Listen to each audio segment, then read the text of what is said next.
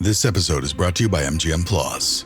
From and its Horrors returns for season 4, centered around a town that traps all those who enter. Terrifying creatures that come out at night.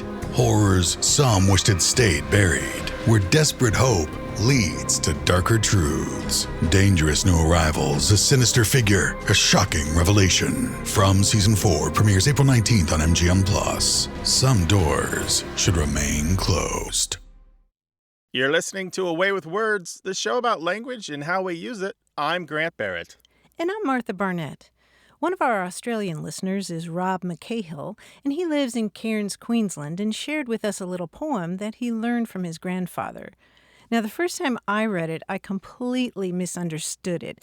It's a mixture of numerals and letters, and I'm going to try this. I don't know how it's going to work in audio, but I'm going to try it. I read it as 11 was one racehorse, 22 was 12, 1,111 race, 22,112, which makes no sense, right? No, but I think I know where it's going. You think you know? Yeah. You think there might have been 2 racehorses, one named 11 and another named 22? Right. Yeah. If you read it that way, it's 11 was one racehorse, 22 was 1-2, 11 won one race, 22 1-1-2. That's very clever. Yeah, it's really cute when you see it on the page, and I've been told that this poem appears in something called the Ha Ha Bonk book, which was published in 1982 by Janet and Alan Alberg. The Ha Ha Bonk book, that's a great name too. It reminds me of something that you learn when you first start statistics, that sometimes numbers count and sometimes they can be counted. Sometimes numbers count and sometimes they can be counted. Right, so sometimes they are a thing that you count. And that is a big deal in statistics. So, no kidding. Yeah, right? Put your mind around that for a second. I'm still trying to put my mind around 11 and 22. Right. So sometimes a number is a name for a thing, and sometimes the number counts the thing. Oh, okay. All right. There we go. Yeah. I need to take a statistics course, clearly. Your calls, thoughts, and questions about language, toll-free 24 hours a day in the United States and Canada, 877-929-9673. You can also email us, words@waywordradio.org, and talk to us on Twitter @WAYWORD. Hello, you have a Way with Words. Hi there, this is Eddie calling from Queens, New York. Welcome to the show. We're glad to have you. What's up? Thank you. Well, the other night I was watching some reruns of Buffy the Vampire Slayer, and they said a phrase, and I started to think, why are bananas the fruit that we associate with things that are crazy? Like, what is particularly crazy about bananas? So, like we on say, Buffy, somebody went bananas. Yeah, or there's some line I don't really remember, but it just got me thinking, and I figured rather than Google it, I would call the experts. Bananas are funny, right? I mean, it's a funny word to begin with. I mean, I'm thinking about the song, Yes, We Have No Bananas. You know, would that song have been as funny if the refrain involved apples or pears? I don't think so. I don't know. I guess I just kind of wondered, like, is it common in other languages? Is it just in English that we say so-and-so went bananas, or this is all bananas? Oh, that's a really good question. I don't know about in other languages, but like there's the term banana problem. Do you know this term, banana problem? No, I don't think so. I think it comes from the language of tech and computers, but like when you're uncertain about whether a project is actually finished and you're uncertain about where to stop, like you're designing a website and you keep adding more and more stuff and you probably should have stopped a while ago, that's called a banana problem. And it comes from the joke about the kid who says, I know how to spell banana, I just don't know when to stop. You know, all those letters. A-N-A-N-A-N-A-N-A. Yeah. And then of course, there's the fact that we associate bananas with monkeys and their antics or slipping on a banana peel. And I can tell you that by the early 1900s, people were using the term banana oil to mean nonsense for some reason. And if you talked about somebody being bananas back then, sometimes, at least in underworld slang, it meant somebody was a degenerate. But by the 1950s, on college campuses, was bananas and go bananas, meaning being wacky or out of touch with reality, was being included in collections of campus slang. There's one from the late 1960s that defines the adjective bananas as excited and upset or wild.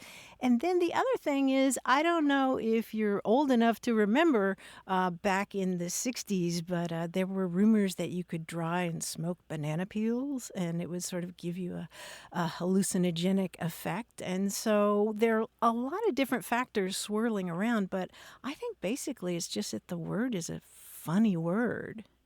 What do you think? Wow. I had never heard of people actually trying to smoke banana peels. I feel like, I don't know, I'm 40.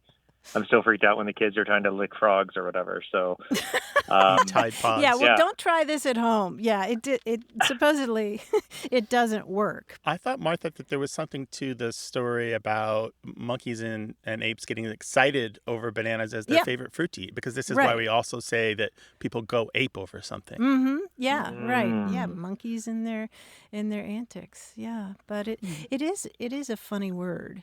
Yeah, there were all these jokes when bananas became more common and you could get them at the grocery store that started appearing in the periodicals about the people who ate bananas for the first time. And then somebody would say, well, how'd you like it? He'd say, well, I liked it pretty good, but the hull was kind of hard to eat.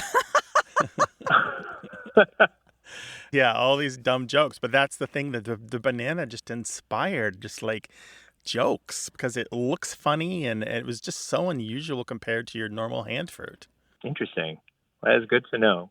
You said that you noticed it when you were watching Buffy the Vampire Slayer. Do you use it in your everyday life? All the time. Go banana? All the time. Well, tell us about your life. Usually when I use it, I usually just say BANANAS to stress how crazy something is at work. But it's my sort of euphemism for this is a total cluster at work. Yeah. I've heard people go, this is bananas. Like Yep. Like that's probably how you say it without hyphens. Yeah. But it is kind of hard to stop, isn't it, when you're saying no.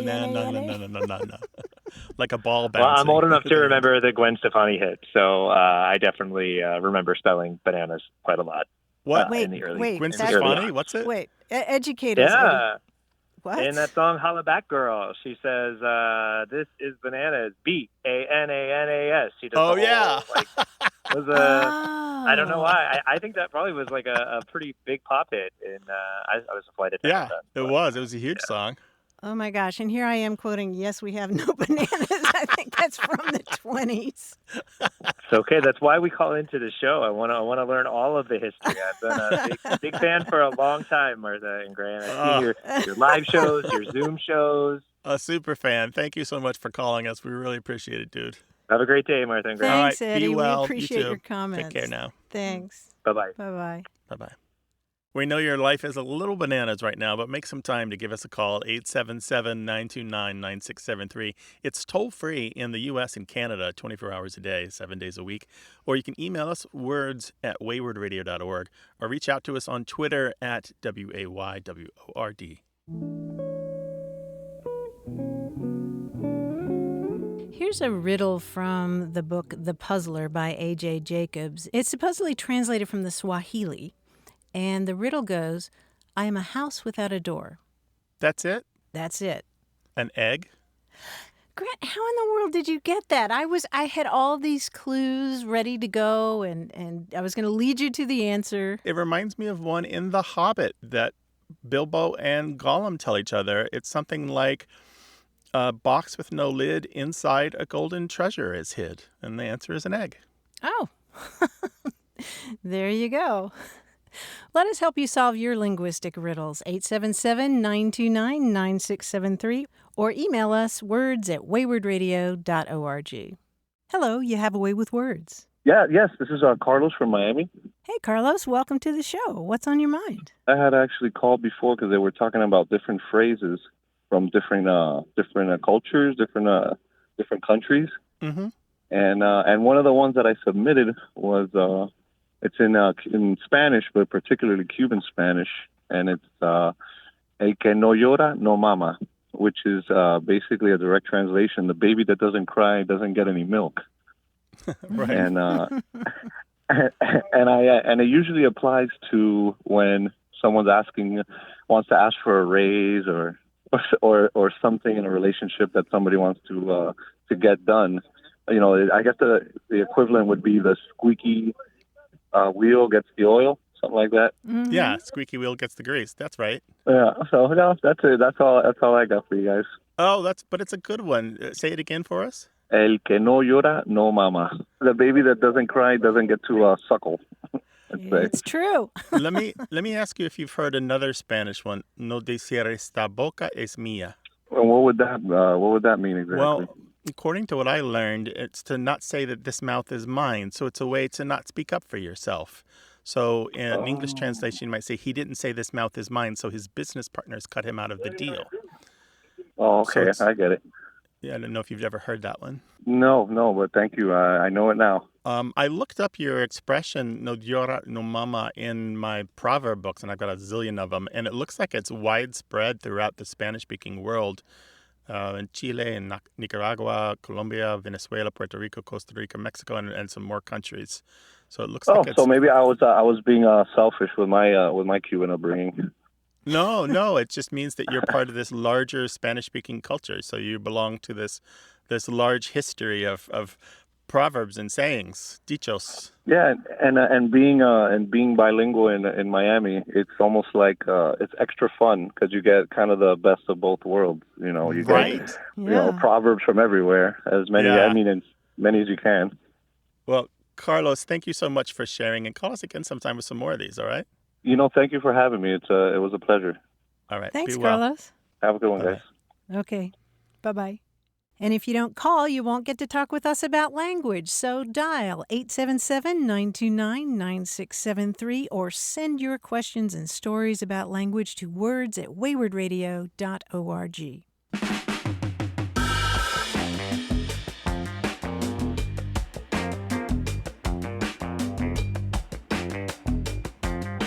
Our listeners continue to have fun inventing the names of lesser-known Greek gods by pronouncing familiar words with the accent on the wrong syllable, like Tentacles, the god of octopuses, or something like that. We heard from David Savala in Athens, Ohio, who sent us the name Mediocrities. That's the god of things that are just pretty much okay. Mediocrities. Mediocrities. Yeah. And then we heard from John Mink in Palo Alto, California, who sent us Lotteries. That's the god of random numbers. And Jim Gossens of Burlington, Vermont, sent us the name of the Muse of Lung Sounds. Any idea what that is, Grant? The Muse of Lung Sounds. Oh. How would you hear lung sounds? Cophocles? I don't know. That's good. How about stethoscopy? Instead of stethoscope, stethoscopy. That's very good. Send your Greek gods our way, 877-929-9673, or your thoughts and ideas about language to words@waywardradio.org. Instagram teen accounts have automatic protections for what teens see and who can contact them, plus time management tools. And Instagram will continue adding built-in safety features to help create age-appropriate experiences. Learn more about teen accounts and Instagram's ongoing work to protect teens online at instagram.com/teenaccounts. You're listening to Away with Words, the show about language and how we use it. I'm Grant Barrett. And I'm Martha Barnett. And look over there. I'd know that sachet anywhere. It's our quiz guy, John Chinesky. If Bigfoot can sachet, I'd be doing the Bigfoot sachet right now for sure. Thank you, Martha and Grant. Sometimes common knowledge says that two things are the best example for something. Now, here's my example. Two things are dead. One is a bird, the other is hardware. So if I said, as dead as a blank, one of you could answer Dodo, and the other could Doornail. answer, yes, doornail, right. Now, only one thing apparently is pretty. So if I said as pretty as a blank, either of you could say... Picture. Yes, picture, very good. So either two things are as blank, or one thing is a blank as blank. Let's see what we get. Here are more. To my surprise, 2 animals are happy. If I said, as happy as blank, one of you could answer A clam. a clam, and the other one could answer, Oh, happy is a pig in, let's say, mud. let's say mud indeed. Yes, let's go with mud. Now, there are lots of cool vegetables, but apparently only one vegetable is as cool as blank. Either of you could answer A cucumber. a cucumber, of course. Very good. Only one flower is fresh. If I said as fresh as blank, either of you could answer A daisy. yes, a daisy, as fresh as a daisy. To my surprise, 2 fictional characters from the same source can be mad. If I said as mad as blank, one of you could answer As a hatter, a hatter, and the other could answer a March hare. yes, a March hare. Lots of things are solid, so how come only one thing is solid? If I said as solid as blank, either of you could answer Solid as a rock. yes, either of you could sing solid as a rock. Very good. Anyway, so those are some similes. Those are similar to similes. They're exactly like similes. So there we are. Thanks, John. Thank you, guys. We really appreciate it. We'll talk to you next week. Give our best to the family, and good luck with the trivia that you do all around Brooklyn. Thank you, and thanks very much. You know, we love to hear from you. That's why we have a toll-free phone line that is available in the U.S. and Canada. That's 877-929-9673. Call us with your stories, ideas, and questions about language. And we'd like to hear from you in email, words@waywardradio.org. And hey, try us on Twitter at WAYWORD. Hello, you have a way with words. Hi, this is Meriwether calling from Santa Fe, New Mexico. Hi, Meriwether. Welcome to the show. What can we do for you? Okay, I have a little bit of a query for you. I work in film and television in the costume department, and before and after COVID, literally 2 years apart, I was working as a shopper for the costume department. So February of 2020, I wrap a television show that I've been working on, and I've been doing all of the shopping for the costume department, going in all kinds of stores, everything from high-end boutiques, big box, department stores, specialty boutiques, even, biker stores, sporting goods, mom and pops, everything. And people, when you would walk in the store, they'd say, welcome to wherever, welcome to Banana Republic, welcome to REI, whatever. Mm-hmm.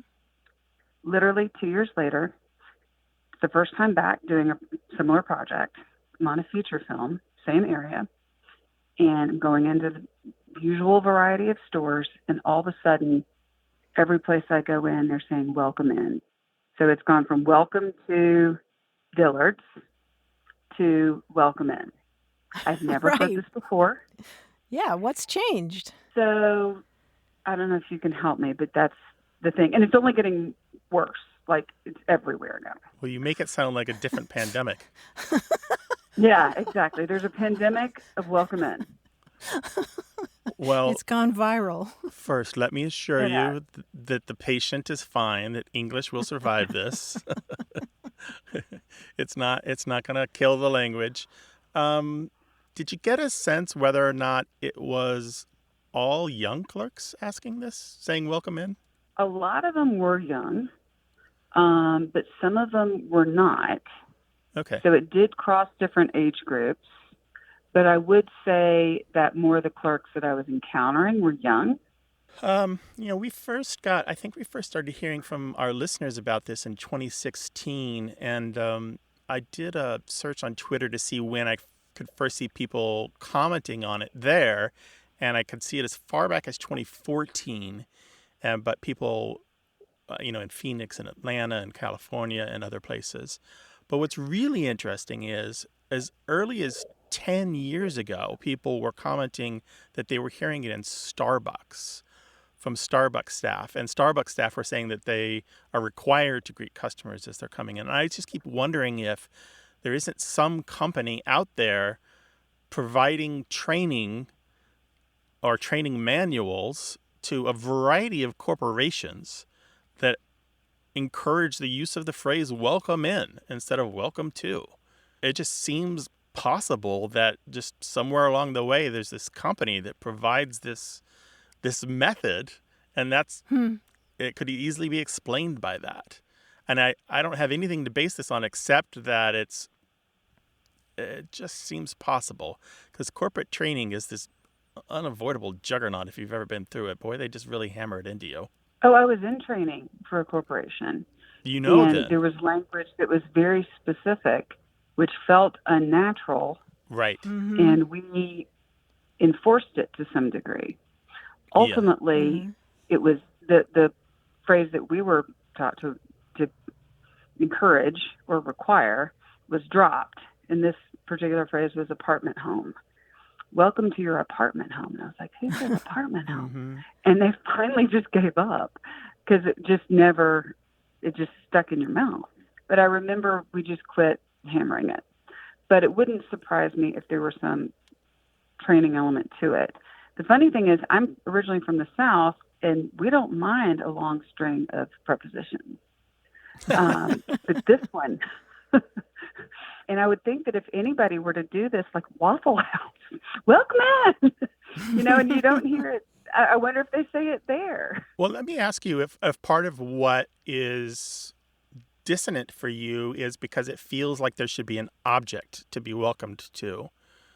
I mean, it's understood that you're welcomed into the store or the restaurant or whatever, but does it feel like they should be saying something after the in, welcome in, and you're just kind of waiting for something to follow and nothing follows? Well, I think what it is when you said welcome in the restaurant, I would say welcome into the restaurant. Yeah. So it feels like a little extra bit of something that doesn't add shade of meaning.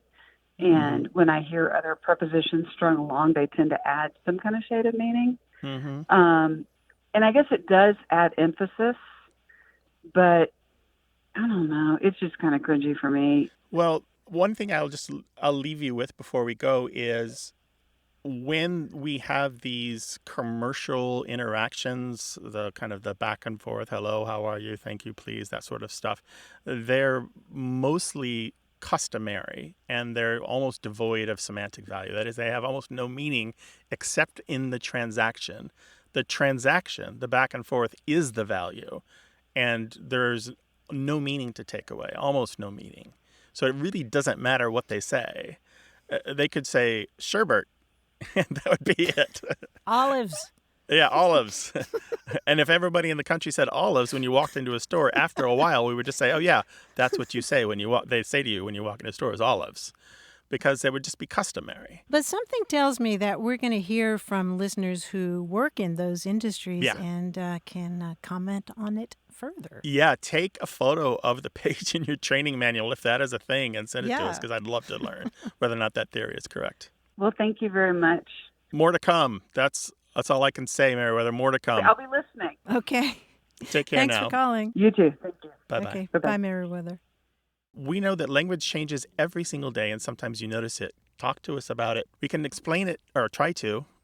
877-929-9673. Email words@waywardradio.org.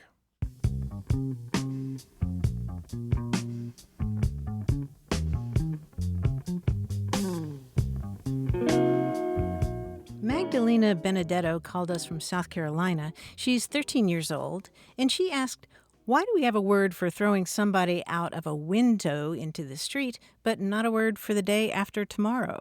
Why do we have defenestrate, but not a word for the day after tomorrow? But we do have a word for the day after tomorrow. It's just not common. That's exactly right. And that word is? Overmorrow. Right. So you might say, tomorrow and overmorrow will bring us a heat wave. And the reason we have a word for throwing people out of a window... That's a word that was invented to denote what's called the defenestration of Prague. And that happened in 1618 when two Catholic officials and a secretary were tossed out of the window of the castle that at that time was the seat of power. And it was the start of the 30 Years' War. So we do have that word. It's what we might call a stunt word. You don't hear it very often, I guess, unless you're, throwing something out of the window. Defenestration comes from the Latin word fenestra, which means window, and you see that in the French word fenêtre. And also Fenster in German, which is part of one of my favorite German words, which is Kirchenfenster, which English-speaking wine lovers will know as legs on a wine glass. But in German, it's Kirchenfenster, which means church window, because they kind of look like little church windows, those legs going down the glass. The legs going down the glass? You mean the way the wine drips on the inside of the glass? Yeah, when you swirl the wine and then you watch it kind of drip down. It adheres a little bit to the inside of the glass, but it also drips down. Yeah, and it looks sort of like a series of church windows. I mean, I've always thought about it as... that's right, with a little bit of arch, but a little bit of color. Yeah, Kirchenfenster. Oh, how about that? That's a lovely term. The world is filled with beautiful colors and language. Call us about it, 877-929-9673, and share your thoughts and questions about language in email, words@waywardradio.org. Hello, welcome to Away with Words. Hi there. This is Jane Lowy calling over here from Cape Cod, Massachusetts. Hello, Ooh. Jane from Cape Cod. What's going on? I run a women's community choir, and I've been doing it for over 20 years, and we gather weekly until the pandemic, of course, and we have a different purpose than a traditional choir, which is, you kind of rehearse so many nights and then you wind up with a concert. But what we do is meet to sort of develop community and joy and resilience and for our own good fun. And sometimes we have concerts, sometimes we don't. And certainly during these last couple of years, the emphasis hasn't been on performing. So I really dislike the word rehearsal for what we do. And I'm looking around for something that speaks to our gathering, but has a musical emphasis to it. It's not quite a rehearsal. It's just a regular gathering. Yes, and we're not trying to do something else, if you know what I mean. What we do is complete in and of itself each time we get together. So Right. It's a real thing. It's not a rehearsal. Right. Right. And if you do shows for the public, those are just a byproduct. Correct.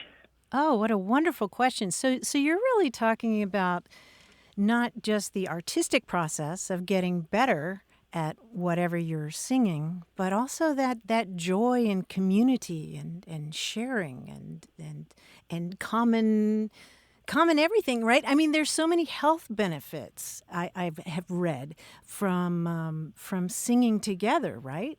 Yes, and funny you should use the word common because we call ourselves Common Voices. Oh, that's nice. Very Yeah. Yeah, but there's all kinds of research that your hearts kind of start beating together, and it gets almost addictive, doesn't it, to make music with somebody else? Yes, it really does, and it's not only addictive, but it's really life-supporting and life-affirming, Mm-hmm.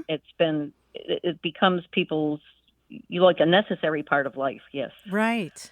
You want a word besides rehearsal then, just sort of slogging along and and building this song that you're gonna perform for people. It's about the experience itself. Boy, I love this concept, and of course I'm reaching back to Greek and Latin, but I feel like the words that would come from the Greek and Latin are already taken. I mean, I'm thinking of symphony, which comes from Greek words that mean voices together, but that word is kind of taken, and then there are all these other great words from Latin cantare, meaning to sing. Like enchantment goes back to Latin cantare, and also the word accent goes back to a Latin word that means to sing. An accent is literally song added to speech. That doesn't help you, does it? Though? Well, no, only because it wouldn't be familiar to a common voice, so to speak. Right. Right. People wouldn't automatically relate to it and know why they were going. Mm-hmm. Right. Mm-hmm. I guess I'll have to throw out this Sardinian phrase I was thinking of. Throw out your Sardinian phrase, Grant. Well, Let's the hear phrase it. is canto a boga notte, which means a night voice song, but they use it to, in their multi-part singing tradition in Sardinia to refer to singing for pleasure of spending time together. Ooh, what's the Or phrase to again? It's a canto a boge note, literally night voice song, or it translates maybe to I sing at night or nightly song. But it's about the habitual action of singing, maybe emphasizing the content of the text. But again, it's not an everyday phrase. But I really think the notion of it is what you're going for here. Yeah. Years ago, I read Anthony Bourdain's books, and he's got a lot of restaurant slang. And then we watched the TV show The Bear recently, and there's something called the family meal. And this is food cooked in a restaurant for the staff, who they sit down either before open or after close to eat together. And a family concert doesn't quite work, but I think the sentiment is there, this idea that we're all spending time together for our own purposes, basically serving ourselves our own product, more or less, or singing for ourselves. That's nice. So closed show or home show or something like that, maybe you're a little too bland, but something along those lines, maybe. It's just, what is it about this focusing your attention inward to the group? The word that stuck out to me the most that's passed our lips today is enchantment. When Martha said that. So something about enchanting, or, that's kind of the closest that sort of rang a bell for me. Huh. Interesting. Okay. I could see that as being a beautiful springboard to a lot of possibilities.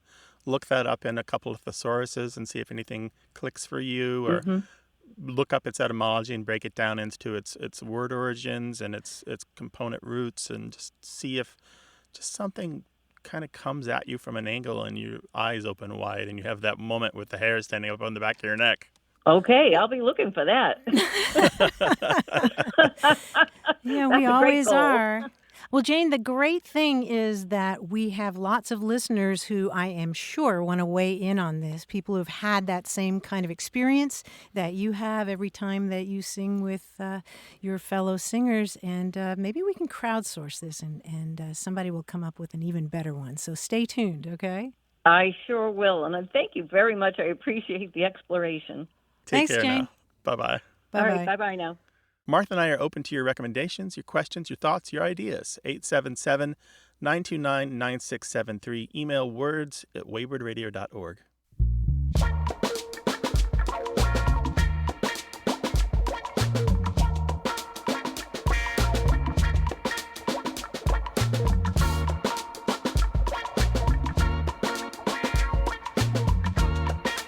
In this country, if you go into a building and you need to get up to the top floor, sometimes you can step into an elevator. But that's not the case in Britain, right, Grant? You get into a lift. Exactly.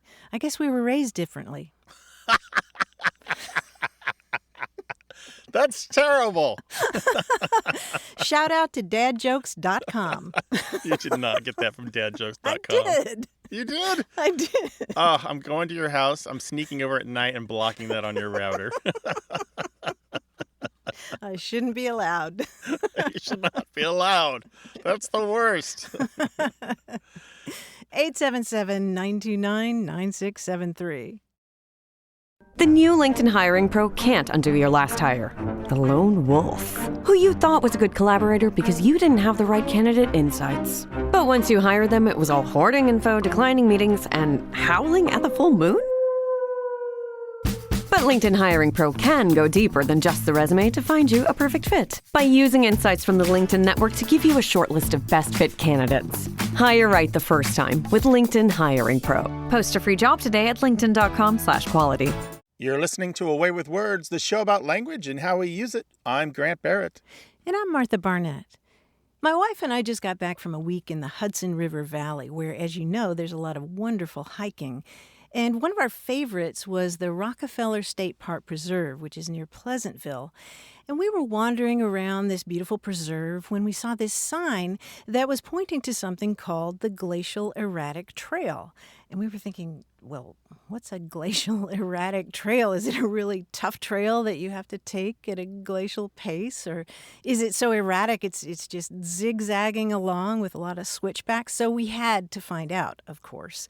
So we're walking down this trail and we come to a clearing, and there in front of us, all by itself, is this huge boulder. And I'm talking about a boulder that's the size of a 2 or 3 story house.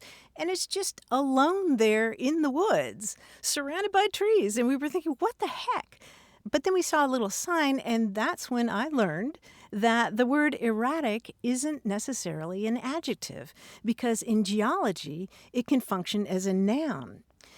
An erratic is a rock or boulder that's been transported by a glacier as the glacier is moving. And they're often transported for hundreds of miles, and this particular one was left thousands of years ago after the ice that had covered that whole valley melted away. It left behind this thing called a glacial erratic. And that's when it all made sense to me, because the adjective erratic means, inconsistent or haphazard. And it comes from the Latin errare, which means to wander. It's also the source of our word error, because if you make an error, you wander from the path.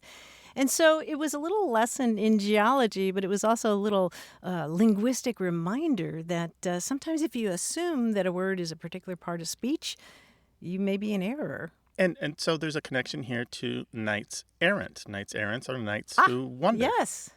Yes, they're wandering around. Freelancers, right? Literally. Freelancers, yeah, the Ronin of the medieval world. But if you see something out there and you've got a question about it, what is the erratic errant message in your world? You're like, that doesn't mean what I think it means, does it? We can help you solve that. 877-929-9673. Email words@waywardradio.org or try us on Twitter at WAYWORD. Hello, you have a way with words. Oh, hi. This is Michelle from Bedford, Texas. Hi, Michelle. Right outside the DFW area. Hey, Michelle.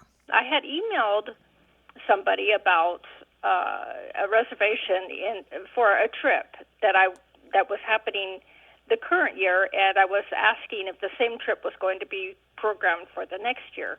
I was not at all certain of that, and I have to plan my vacations way ahead of time because we don't want to conflict with my colleagues. You can't everybody be off at the same time. This particular person returns the email and says, "Yes, Michelle, we schedule that trip every year." And it just struck me as a little odd. Instead of saying, "Hey, Michelle, yes, that trip will be scheduled," it was, "Yes, Michelle."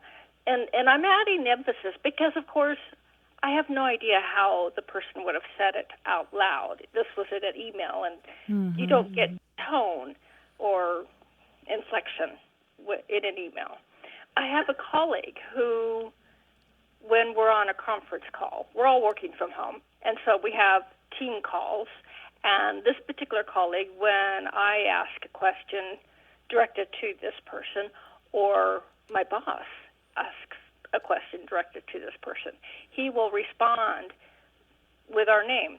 "Yes, Michelle," or "Yes, my boss's name." I have not noticed that he does it with anybody else. And I've asked my colleagues, and they're like, "Oh, never paid attention." But I asked my son, who is actually a very well-grown-up young man. I'm very proud of him. But he says, it sounds a bit condescending. And that's how I'm receiving it, as it's a tad condescending or manipulative. And also my son's girlfriend says that she's noticed one of her professors used to do that too. So I'm wondering if we're being overly sensitive, or if, and they may not even be aware of what they're doing. I was just curious about it. Well, that's a lot to unpack. I mean, as you mentioned with email, it's really hard to discern tone. In these meetings that you're having where the person is addressing you by your first name, does he address everybody else by their first name as well? I've only noticed it with me or our boss. And your boss is female? Yes. The charitable part of me wants to say that, maybe he's read Dale Carnegie, where he, how to win friends and, influence people. And, I mean, people love to hear their names, don't they? I mean, when you introduce yourself to somebody, how many times do you remember that person's name versus your own? I just wonder what else is going on for that person. But the uncharitable part of us thinks about the linguistic discourse studies that show that addressing people by their first name sometimes can introduce a power differential that is indeed taken as condescending and may intentionally be or unintentionally be there to shift the mood or the control of a conversation or a situation. That's how it felt. And in fact, I made some notes for our call, and in one of my notes I have, it feels like a change in power. Yeah. Change. Yeah, the change is what's important. So if, particularly in the email, so we can discern something from the email. If you're having a back and forth with someone and there's no addressing each other by name for several emails in a row, and then they address you by your name, that's definitely a power move. That's definitely them trying to assert some sort of control or power, or to condescend, or to chastise you a little bit, for sure. For me, sometimes I do it just to bring the person in, though. It's more of an embracing. I think there's more than one way to do that. I'm talking about a one-to-one conversation. No, that's what I'm talking about, too. It's certainly context dependent, but if there's if it's a tense situation where something isn't being understood or explanations are required. That's different from the embrace, Yeah. But really paying attention to the changing of someone's naming practice is really going to help you understand what's happening here. It's when they shift from a formal to an informal, or they shift from an informal to a formal. For example, we've all know about the parents shouting out your whole name, Martha Ann Barnett, get your shoes off the sofa. That's definitely somebody's angry at Martha Ann Barnett, right? Exactly, and it gets your attention. Yeah. I thought about that too, and I thought about it's just how the ways that the words are ordered. It's the yes, Michelle, versus the hey, Michelle, yes. And I thought it's really subtle how. Oh, I agree with that. I picked that up too. Yes, Michelle. You can almost hear the eyes rolling. Yes, Michelle. Yeah. Instead of like, oh Michelle, like there's couching language they could use. Oh, I'm glad you asked, Michelle. You probably don't know this, but yeah, we do this every year. Or or if you might remember, we do this every year. Or there's just lots of different ways they could have allowed you the moment of doubt and said, oh, maybe she just doesn't remember. But they didn't. Right. They made it sound like you should have known. Yes, and actually with the first email, that was the initial email with correspondence with that person. Well, Michelle, there is a lot of work that has been done in linguistics, mostly by female linguists, of course, about the power differential when it comes to addressing men versus women. And one of the things we find is that again and again and again, women are addressed by their first name, and men are addressed by titles and last names, or just last names. And sometimes people say, oh, well, it's just because I relate to women, they seem friendlier. But a lot of times it turns out that in the same situation, like the meeting that you're having, it can really be about genderism or misogyny even, and women not getting the respect that they're due in the workplace. So it is definitely something to pay attention to. I think what I'm taking away is that I shouldn't be bothered too much for it, but watch out for it. Yeah, That's watch fair. out for it. This was enlightening. I know we'll get a lot of response on this. Thank you so much for breaching this topic. Thank you. I love your show, by the way. Thank you so much. Thank you so much. We're really glad you called. All right. Thank you again. Bye-bye. Thanks, Michelle. Bye-bye. 877-929-9673.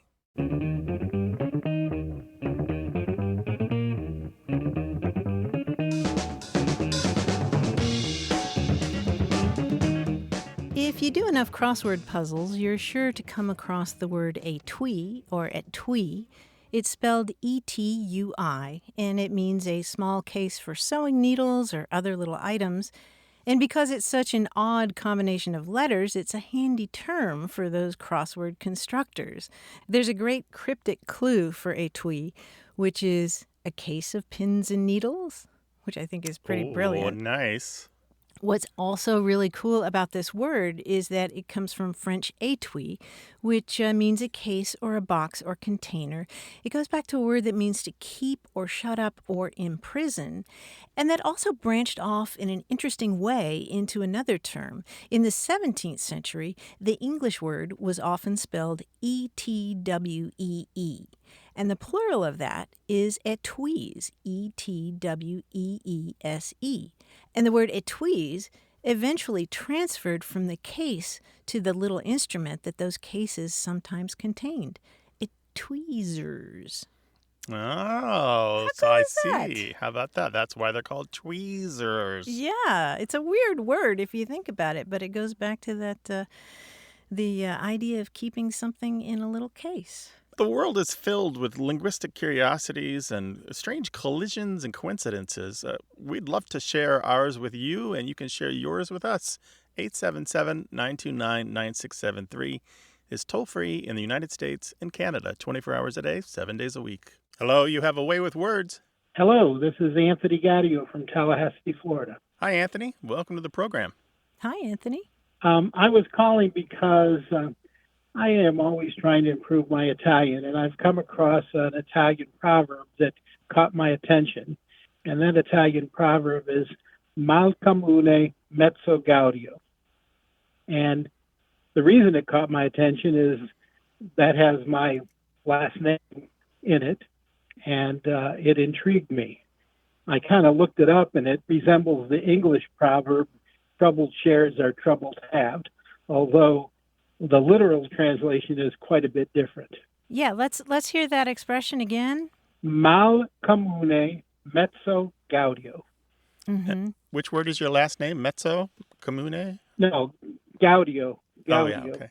I'm teasing. Which is, it means joy, but it's not the Italian word gioia, which is, personal joy. It's kind of like group joy or joy of the community is what I have been told by Italian scholars. Yeah, the mezzo is like half or middle, like a mezzo soprano is between a soprano and a contralto. Yes.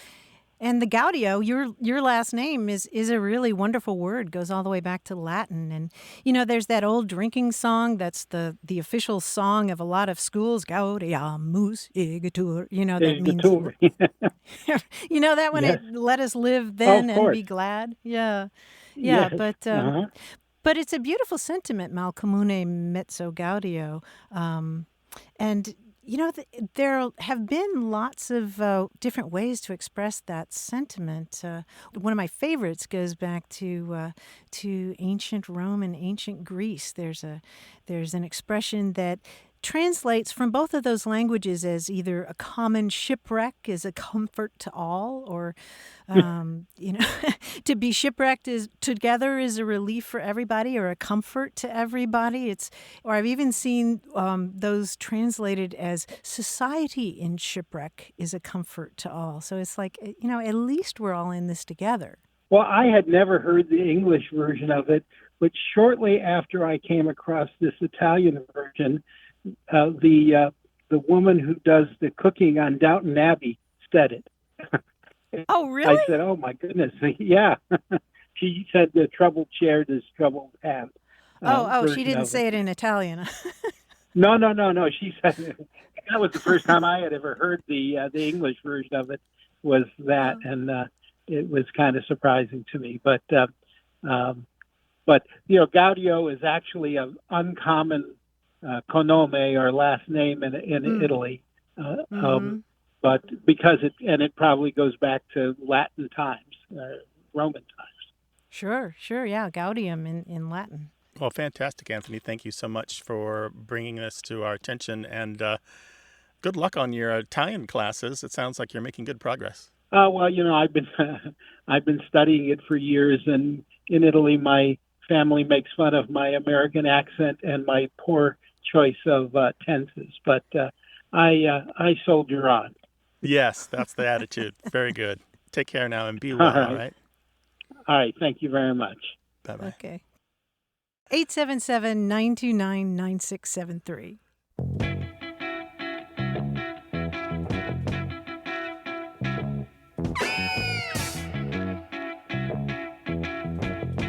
You may recall that a few weeks ago we heard from Natalia, who was asking about a term that her Polish family adopted from a Swedish friend. And Natalia's family used this term to denote another driver on a long road trip, the one who sets the pace for you mile after mile, or the one you keep seeing over and over as each of you passes the other on the highway. And Natalia was mystified as to why this Swedish friend of theirs used the term follow John in those kinds of situations. And Grant, you and I were mystified too. We hadn't figured it out yet. No, we had our own terms that we'd come up with, but we didn't understand the Swedish connection. But then we got an email. We got an email from a listener in Malmö, Sweden, Karin Tidbeck, who emailed us about a Swedish game that is called Följa John, which literally means follow John. And it was a game that was popular when Karin was a kid. And it's a bit like Simon Says. Karin writes, someone is appointed John, and you have to mimic whatever they're doing. And if you fail, you're out of the game. Whoever's last to keep up with John will be the John for the next round. And Grant, that has to be the answer. Yes, it certainly does. And I'm surprised that we weren't able to come up with that. But that's why we have these wonderful listeners. They are our field workers. They're out there bringing us new knowledge and educating us every single day. And thank you for that. Indeed, tusen tack, as they say in Sweden. But you want to know how wonderful Karin is? Karin writes speculative fiction in both English and Swedish, and although they didn't mention it, I did some digging and learned that Karin's book, The Memory Theater, is on the New York Times list of best science fiction and fantasy books of 2021. How about that? What is the book called? It's called The Memory Theater, and the reviewer said it's a slender, extraordinary jewel of a book. And you can find out more about that book at karintidbeck.com. Wow, gonna have to add that to my list. Yeah. Thank you so much, Karin. We really appreciate it. And we love hearing from writers and readers around the world telling us about the books they're working on and the books they're reading. 877-929-9673. Words at waywardradio.org and on Twitter at WAYWORD. Our team includes senior producer Stephanie Levine, engineer and editor Tim Felton, production assistant Rachel Elizabeth Weisler, and quiz guide John Chinesky. We'd love to hear from you, no matter where you are in the world. Go to waywardradio.org/contact.